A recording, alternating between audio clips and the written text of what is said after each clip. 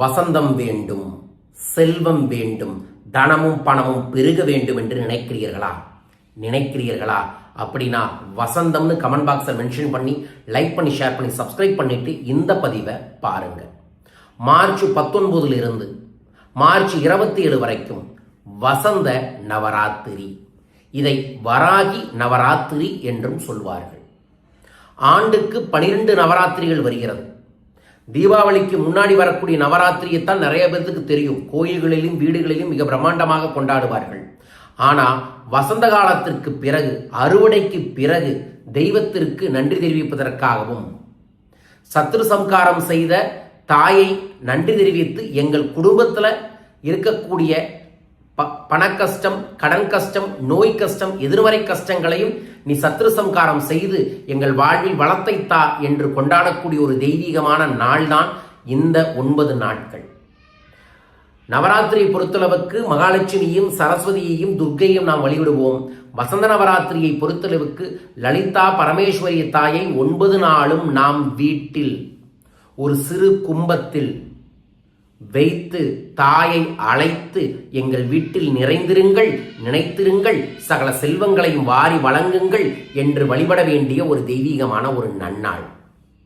இந்த பதிவை எப்போ பார்க்குறீங்களோ, மார்ச் 19 27 எப்போ பார்க்குறீங்களோ அப்போ இருந்து உங்கள் வீட்டில் மாலையில் ஒரு தட்டில் பச்சரிசியை பரப்பி சென்டரில் ஒரு சொம்பில் தண்ணீர், பன்னீர், பச்சை கற்பூரம், ஏலக்காய், ஒரு எலுமிச்சம்பழம் உள்ள வச்சு கொஞ்சம் மஞ்சளும் உப்பும் போட்டு மேலே ஒரு முழு தேங்காயில் மஞ்சள் தேய்ச்சி ஒரு பெருசாக காசை ஒட்டி உங்கள் வீட்டில் பயன்படுத்தக்கூடிய ஆபரணம் வச்சு அவங்களுக்கு முன்னாடி தினமும் மாலை 9 நாளும் ஒரே கும்பமே வச்சுக்கலாம். தினமும் மாலை குத்து விளக்கு 2 அல்லது ஒரு காமாட்சி அம்மன் விளக்கு ஏற்றி ஏதோ ஒரு இனிப்பு பிரசாதத்தை வைத்து ஓம் ஸ்ரீம் க்ளீம் லலிதா பரமேஸ்வரியே நமோ நம என்கின்ற மந்திரத்தை நீங்கள் 108 முறை ஜபம் செய்து கற்பூரமும் ஆரத்தியை காமித்து விட்டு வீடு முழுவதும் நல்ல சாம்பிராணியை தெய்வீகமாக போட்டு விடுங்க.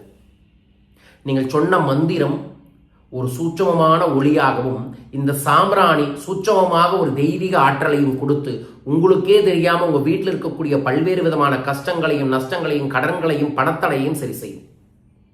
அதற்கப்புறம் வடக்கு திசையில் அந்த இனிப்பை தூவி விட்டுட்டு வீட்டில் இருக்கிறவங்களுக்கு இனிப்பை கொடுங்க.